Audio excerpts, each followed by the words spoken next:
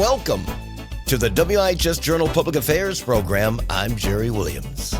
Well, I attended many events throughout 2025, and at the tail end was the Connecticut Film and TV Alliance wrap party. It was a cold Tuesday night at the University of Bridgeport, but that didn't stop these birds of a feather from flocking together. You're going to hear a portion of my coverage of this event. First up, board member and events committee chairman Alessandro Andreuli. Happening now on the WIHS Journal, it's news and public affairs. So last time we did the conferences in 2024, we had well over 400 or 500 people in attendance. It was phenomenal. It is a big spotlight for everything that happens in the state of Connecticut, so we're excited to be bringing that back. We skipped this year because it was just kind of a rebuild year for a lot of folks, and we're trying to figure out how to really meet the moment and meet these challenges in order to bring you guys more work and opportunities. So I think we're excited to bring it back next year. Okay, so then we are partnering with Western Connecticut State University. That's going to be a 2027 event and be an annual film festival that's focused on writing and storytelling. I'm very excited. We're working with their historical organizations, their tourism, their cultural organizations, and the university itself to bring something really fantastic. We may be utilizing the Palace as well, which I actually got to shoot a TV pilot at a little while ago, which is pretty awesome. And it's an amazing space. So, they're just really phenomenal people, and I'm excited to be partnering with them to bring something that's really special. We've been partnering a lot of educational institutions going forward to bring things that really showcase and integrate the students into those projects to put a focus on the future, which is our students.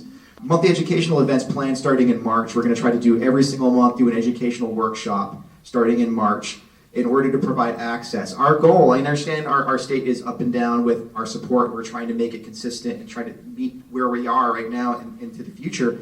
But what we're trying to do is provide access for people to make productions from $5,000 to $250,000 and provide education to understand how to be your own distributor, how to find financing, how to get crew, how to work with SAG ultra low budget, how to utilize the tax incentives. We're trying to provide as much access and education to all of you and support. The goal going forward really needs to be getting out of this competitive headspace and into more of a collaborative support headspace. I want to welcome everyone to this wrap party for Connecticut TV and Film Alliance. Can we give ourselves a round of applause? I am just so excited that we were able to do this in this place. My name is Joe Young. I'm a filmmaker. I'm also the vice chair of the Board of Trustees for the University of Bridgeport. Yeah. But more importantly, I should say this, I am a board member of the Connecticut Film and TV Alliance. Yes. And we have so many great things in store for the Alliance this year, and these important folks will tell you a little bit more about it. And I just want to thank everybody coming from near and far tonight. We even have folks from New York who came in. To my right over here, we have Sheffick McCauley. He won an Emmy for the Paris Olympics. Thanks for coming all the way from New York. I am still here at the Connecticut Film and TV Alliance wrap party. The one and only Joe Young said, "Jerry, you got to talk to Sheffick." Who is Sheffick? Well, I'll let him explain. How you doing, Sheffick? I'm doing very well, and I'm happy to be here in Connecticut. I came all the way from Yonkers, New York, because, of course, Connecticut is the place to be. Explain who you are, what all you do. I was told about you. Quite frankly, I don't know anything. So I'm just going to turn you loose, brother. Let us have it. Well, first of all, one name says it all, Sheffick. I go by my name, Sheffick, as a stage name, but that is my first name. But in the context of my community service and activities, I go by my full name, Sir Sheffick McCauley. And I use the Sir title because I've actually been knighted by royalty 6 times. And I represent the Royal House of Gassan as a special envoy for the United Nations. How does one get knighted? What does that entail? Well, and not once, but not 2, but not 3, not 4, not 5. I feel like LeBron James. Not 1, not 2, not 3. 6 times, 6 times. And what it is, and I never asked for any of these titles too, is because I do a lot of community service. I do a lot of things and getting out there. And I actually represent a lot of activities. Autism awareness is one of them.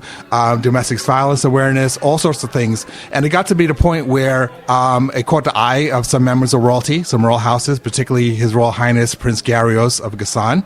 And he just asked me one day, would I like to be knighted? And when he asked me that, he asked me where do I want to be knighted at. And it was just coincidence that I was going to be MC for an event for autism awareness. So I invited him to come down in person, and I did it in front of the youth. And this particular youth actually represents a lot of people from Miss America organizations and pageant queens. So you can imagine I had this real prince showing up with all the ladies around me in their sashes and their crowns, and I'm being knighted in front of them.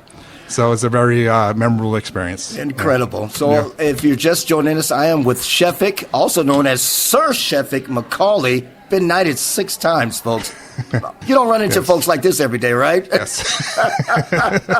Joe Young was telling me something about the Olympics. You won something at the Paris Olympics.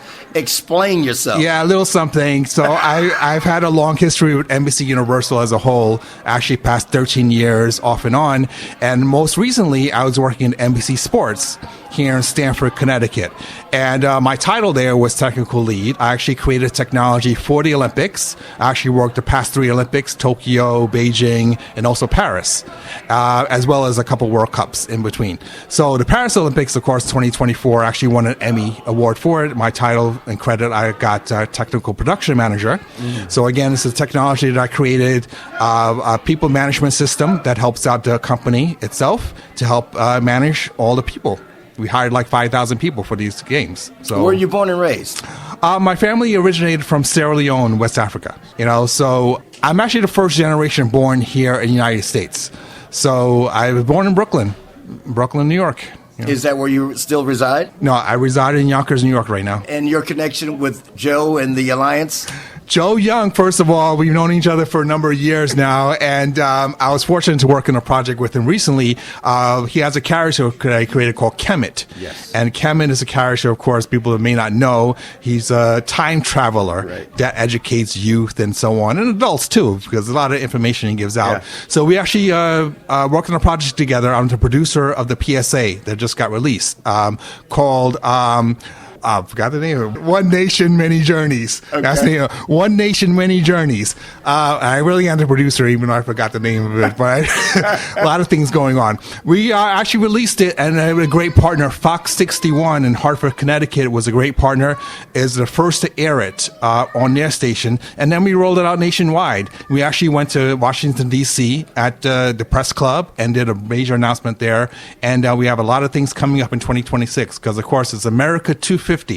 The 25th anniversary of the United States. And of course, this PSA highlights the history of immigrants, their contributions to America. We filmed this in Ellis Island and Statue of Liberty. If you're just joining us, we are with Sheffic, also known as Sir Sheffic Macaulay. I, too, had the pleasure of working with Kemet, the time traveler, as he went to go and meet Frederick Douglass. And I played the part of Frederick Douglass, as well as Benjamin Banneker. Right. Frederick Douglass. Let me just tell you, I actually work with another organization called the Gandhi King Season of Nonviolence. It's actually founded by Gandhi's grandson. He actually passed away. He was around 80 years old. And we did a field trip. We took some youth to go visit Frederick Douglass's grave in Rochester, New York. So I got to meet Dr. Arun Gandhi. Again, this is his grandson before he passed away.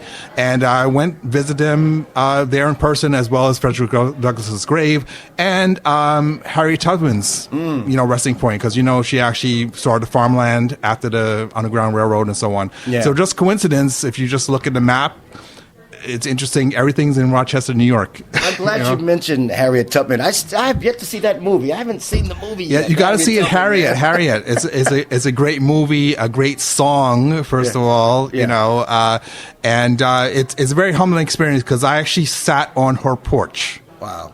And just reflect on what it meant and what she's done for our people and everything like that. It's tremendous, Harriet was no joke. She was not playing around. Yes.